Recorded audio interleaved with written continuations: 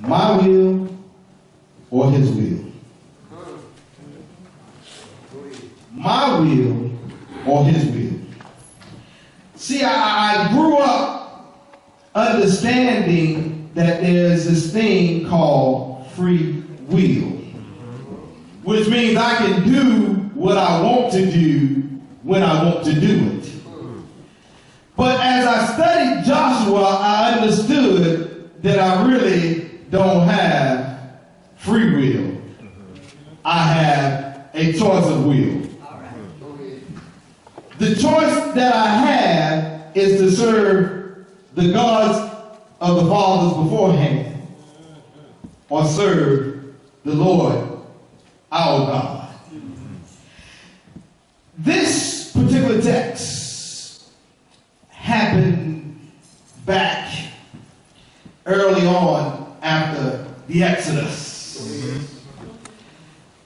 And so what I saw here is that they had to go back to the place of the promise. Oh, maybe it ain't in the text. Maybe you didn't see it in the text, but I just want to tell you about the text. What I saw in the text was the place that they went to. And the place that they went to, where they went to gather, was the Shechem. And when they got there, this is where everything was to take place. But let me tell you who was there before they got there. Maybe you don't know this, but there was an altar put on that place sometime before then. The altar was placed there by Abraham, which tells me that Abraham was already in the place of the promise before they ever got to the place of the promise. See, what happens in the church is we are at a place and we try and go somewhere else, not realizing that we got to come back to the same place where we was. All right. Sometimes you got to go back to the beginning just to get the promise that was laid there before you. Maybe it makes more sense if you see it this way. See, what happened is we got grown. And because we got grown and we became of age, we believe that we can go off and do our own thing. I don't know about you, but I know that when I was a teenager, I was at St. Paul Missionary Baptist Church. But I got grown. And I decided it was time for me to pack my little bags and go on about my business and go up north and make a living for myself. But how many of y'all see me right back here in the place where it all started? Sometimes you got to let God bring you back to where he tried to start you at for you to realize where he was trying to take you in the first place.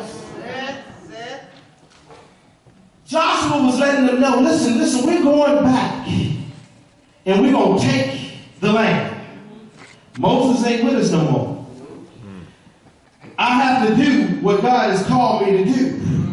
And we got to cross over the Jordan to get back to the place that was promised to us.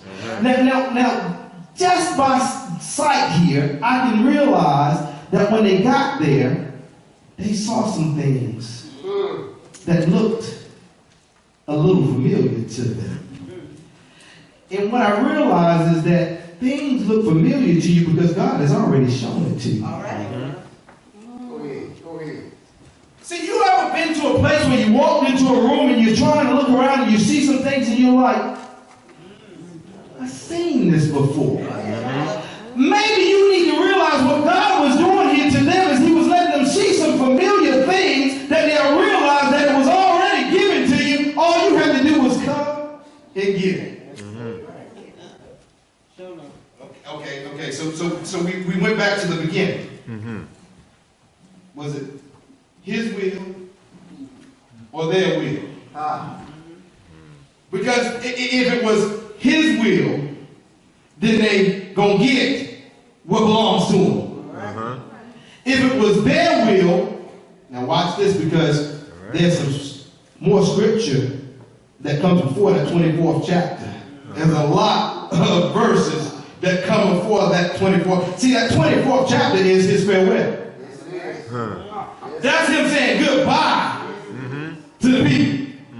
But some things happened in the midst of that. And what took place in the midst of that, there were some wars that had to happen. Now watch this, because this is where I've learned to be cautious and move only when God say move. What happened here is they went back to this land. And there were some other people that owned this land. It didn't belong to them. They went to a land that was not their land, but it was a promised land that was already granted to them because God gave it to them when he gave it to Abraham and told him, this will be your land. So the land was really already theirs, but there were some people on the land. It's the same thing here. When you come to Samuel Chapel, what happens is there's some people already on the pew sometimes, and you want the pew. Watch out. Watch out. That they're sitting on. And if God has already told you that's your spot, then guess what you ought to do? You ought to go ahead and do what God told you to do. And claim your spot. Because just by chance, if God sent you in here and you walk up and you go to the seat that God told you to go to, and somebody said, well, I'm sorry, I'm sitting here, and you say, okay, well, I'm going to go over here and sit down because that seat is taken, you might not get the promise that God had for you. You need to be obedient to God and not obedient to man. You have to say to that brother or sister, I know that you've been sitting here for 15 years and I know the sheep belong to you, but God got a gift for me this morning. Okay. I'm not trying to take the space. I just want to get my blessing. And the reason I say that is because a lot of times some of us that has been here faithfully, we take those first couple of pews because we want to be near the fire. But what about that man that God's trying to bring into the fire? We want to push him to the back because we want to keep our seats near the fire. We ought to let that. I ain't going to touch that too long because somebody might get burned.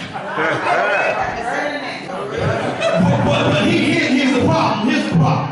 The problem is that when they got there, they had some people that they had to deal with to get the land back. But what God said is, if you just go and do what I tell you to do, you ain't got to worry about the people. I'll deal with the people. Every time they got ready to go into battle, God did something beforehand. Oh, watch it though. Because God spoke to Joshua each time before he sent him out to do what he needed to do. If Joshua was disobedient like us, he may not have conquered the lands that was already for them. And that's the problem with the church. We are told by God, wait a minute, hold it. Okay, I got it now, Pastor. This is what it is. We're told by God, through the man of God, what we're supposed to do, but we want to do what we want to do. I'm just trying to bring it home. That's what he did with Joshua. He told Joshua what to do. Joshua told the people what to do. And then they went and did it. And guess what they did? They reaped the benefits. You can't pick the berries from the field if the field don't belong to you. I'm going to stay here. If I stay in the text, I won't get in trouble. But what the text is telling me is that Joshua was told what to do, when to do it, how to do it, and that's how he conquered the land. Doing his Father's will and not his own will. But watch this. In every situation, there's always one. In every situation, there's always one. See, in this text, once again, you got to read because I can't teach it all. I'm just telling you it's in the text. I'm only in the book of Joshua. I have not gone out of the book of Joshua. So if you want to find anything that I'm talking about, just read the book of Joshua. But there's only one in the text that caused a problem for them all. Go ahead. Oh, there's always one. They went and they defeated Jericho. Because God told them they could, and so they did just what God told them to do, and they destroyed them. Oh, but there was one that decided that this thing here looks good. That's what he did. He decided that I'm going to take these things for myself. I'm going to hold on to these things because they look good to me, and I believe they suit me well.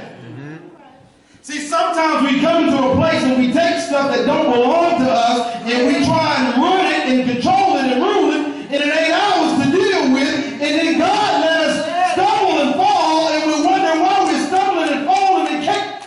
Go ahead. All right. My God. But the next battle that they got ready to go into was in Ai. And they was on their way in and ready to do what God had told them they could do, and the battle was not won. The battle was not won because I just told you there's always one. And because of what the one did, the battle was not won. They lost the battle, but I'm sad to tell you that the battle really wasn't lost. It was just one defeat that came in place to stop some things so God can correct some things. Yes. Oh, yeah. There's some people in the church that think that they have won because it's going their way. I've changed how things happen around here, so because I've changed things, I've won the battle. But you really ain't won the battle because God said that the battle is. And that's what happened here. They lost that first fight in Ai. Why? Because Edgar took some things that didn't belong to him. Now what happens? This is where we can't get along. We can't get along. We can't get along with what's going on because what's happening around us. Here's what happened in Ai. They went in and they lost. You know what happens next? Same thing that we do right now. Pity party.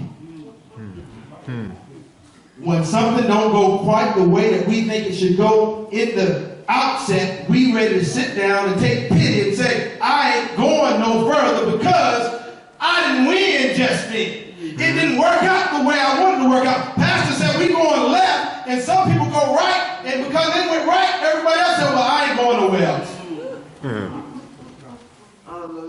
That's what happened. They went into the battle and they lost the battle. And there was some folk that probably felt like, well, we can't do no more. Look, you told us to go there, Joshua. I thought you said you had a connection to God. Oh, wait a minute. Pastor Lighty, I thought you said you had a connection to God and that you hear from God, and when God tells you to do something, you do what he said do. Why didn't it succeed?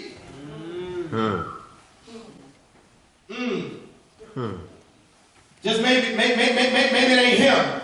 Maybe it's you, moderator David. God done told you what to tell folk, and you told them what to do, and they set out to do it, and it didn't work out. You ain't who you say you are. Because it didn't work out. You ain't the leader that you said you are. You act like a leader, but you must not be a leader, because if you were a leader, God would have made us successful. and made everything that you said come to life. Wow. But the one. Huh. But the one. All it takes, moderator, is for one of your preachers to say, I don't like the way he's doing it. I'm going to do it my way. And the moment I start to do it my way, everybody else got to pay for it. Oh, y'all. But it don't take but one. All it takes is one to mess up it up for everybody. It don't have to be everybody cutting up. All it takes is one person, and they'll mess it up for everybody. Oh, but I'm about to believe that a good leader knows how to bring things back in order. Bring it back. Amen. Bring it on back. Good leader knows that he still must do what the Lord say do. Amen. Oh, this is getting ready to get tight. All right now. Baby, you can start the car. This is where it gets tight. What happened to the one is God gave the leader instructions for what to do with the one. I'm staying away from you. I'm in your house, and I don't want your folk to get upset. So I'm going to stay over here. Moderator's over everything. So I can mess with his thing, because he can go back to his. But what happens is that the moderator now has to listen to God. I'm just telling you a story. I'm just using life to tell you about the story. If you look at the life, you'll see the story. But the moderator is then told by the Lord, sit that preacher down.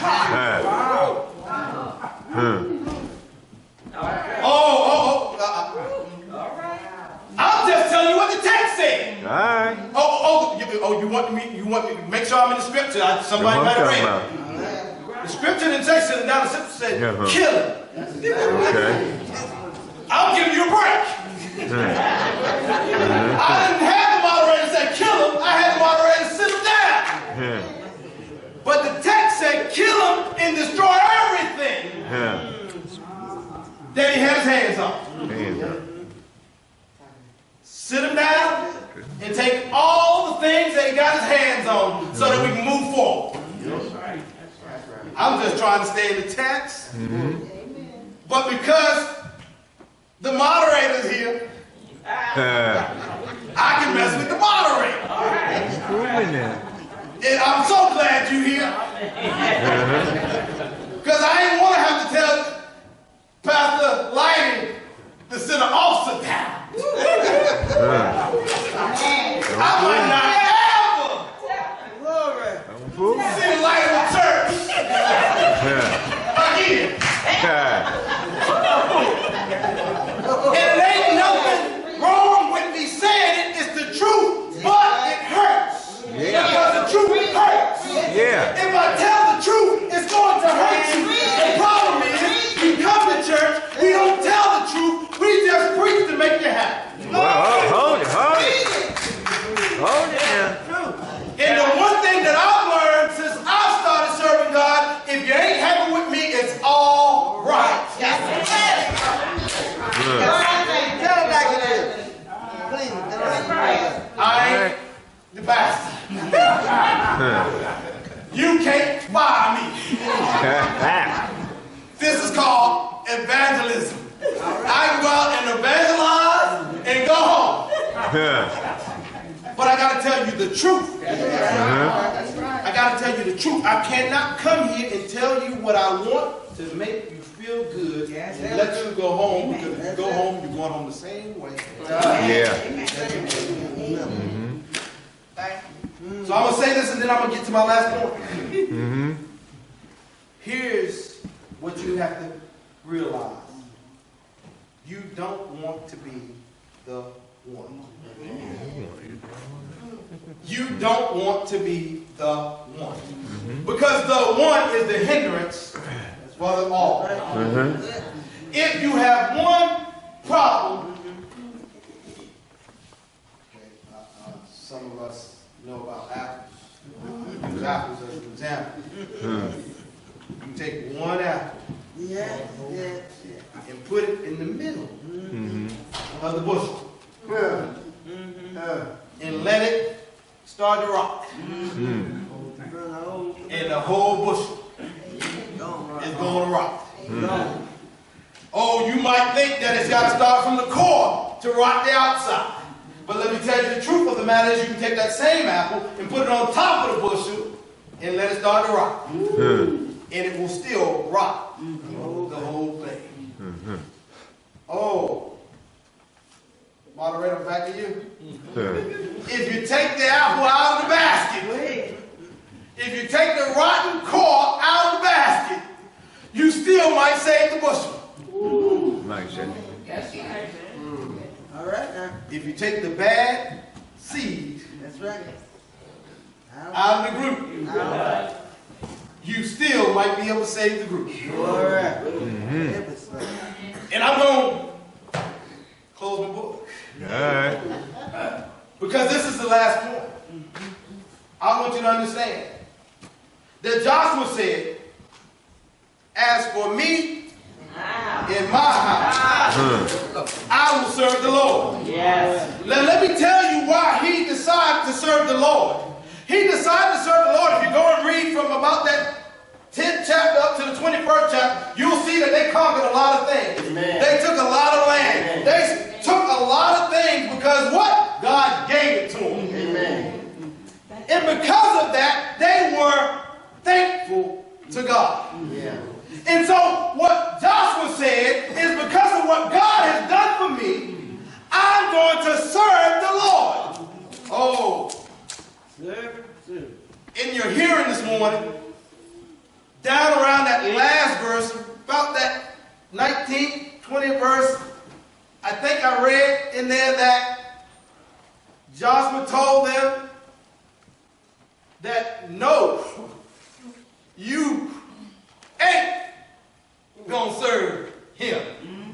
Because you can't serve him. And why did he tell them that? He said because he's a jealous God. He's a holy God. And if you don't do what you're supposed to do, then you're a lie. And the truth ain't in you. But they decided that they would do it, and they made a covenant. Yes, sir. Yes, sir. Just a little more history, and then I'll be done with the history lesson. But they were on Gilgal. That's the place, Gilgal. That's where they were when they were having that discussion. And what that is called really is a place of covenant. Gilgal is the place of covenant. There was a couple of covenants that was made on Gilgal. And the one covenant that they made, watch this because I'm going to show you how tricky the enemy is. They made a covenant with the enemy because the enemy knew that they were going to come and take the land. And the enemy said, let's make a covenant. And they made a covenant with the enemy to spare. The enemy tricked them. They did some things to trick them. They made some sackcloths and some old stuff, make it look like they've been traveling for a long, long time when they was right next door. What I want you to understand is that's what you have in your church. You have some people from right next door that's trying to make you believe that they come from a far off, and they want you to believe that they got some new stuff, but they bring the same old stuff, and you got to realize and recognize it's time. So here it is. If Joshua was able to tell the people that we're going to serve the Lord because he gave us this, that, and the other. Watch this. Who are we? Now I'll come back to you, Pastor Lighter, because I'm going to close with you. Who are we? When Pastor Lighter says that as for me and my house, we're going to serve the Lord. And that means if you're in my house, you're going to serve the Lord. And I'm sorry, Samuel Chapman, I know what I was taught. I was taught that the house was built by Grandpa Sue.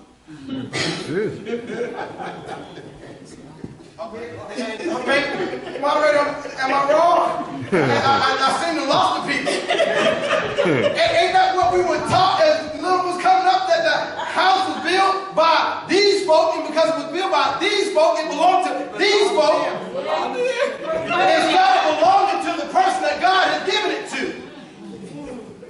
And so because God has given the house to the person, Watch out now. then he's given the person the authority to run the house. And if he gave the person the authority to run the house, then you must let him run the house. Now here's why. And once I tell you this, I'm going to go home. I know you asked me to do second service, but somebody might get me so. So I'm ready to go. But here it is. Here it is. I'm going to say this and I'm going to get out your way. Here it is. Right here. Here's what you got to understand. The reason that they did it is because God gave them the land. Amen. The reason that you ought to do it is because God gave you food. God gave you the land. God gave you free will. His will, your will. But he gave it to you to make the decision that you want to make, but you ought to make the right decisions. And what did he give you more important than all of that? See, what they didn't have that you have, and you got to realize and recognize that you got something they didn't have. They did not have this. They didn't have a boy that came down from heaven and went into the Virgin Mary and stayed there until the time for him to come to the earth. And then he came out of her, and then he walked the earth and did the things that he needed to do to pay the price so that you didn't have to fight the same war that the Israelites had to fight. Your war is a different war. You don't have to fight the same battle. He did it for you already. He already fought the war and he won the battle. But how did he do it? He went to the cross for you. When he got on the cross, he hung there until it was time for him to give up life so that you can have life. What did I say? He gave up life. You can't take his life. He gave up his life so that you can have life. How did he do it? He just dropped his head and said, it is finished. When it was done, it was over. There was no more arguments, no more battles, no more wars. It was finished at that moment. But guess what? He didn't stop right there. He said, guess what I got to do? I got to go get some things. I'm going to get some things that was out of place, but I'm going to put them back in place. God is going to go back to the beginning and bring it back to the place where I promised it to you at. So he went down into the tomb. He stayed there. All their stories. People can give you stories of what he did in the tomb, but guess what? I ain't got to give you a story of what he did in the tomb. Just know he went in the tomb. Know that they sealed the tomb. But guess what didn't happen? The tomb couldn't hold him. Because he stayed there for 2 whole days. Then on that third day, he got up early.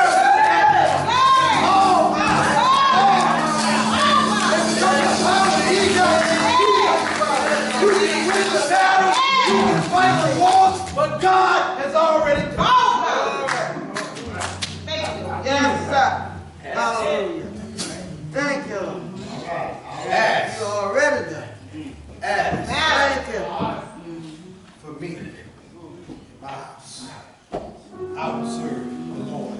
Yes. The question is, his will or your will?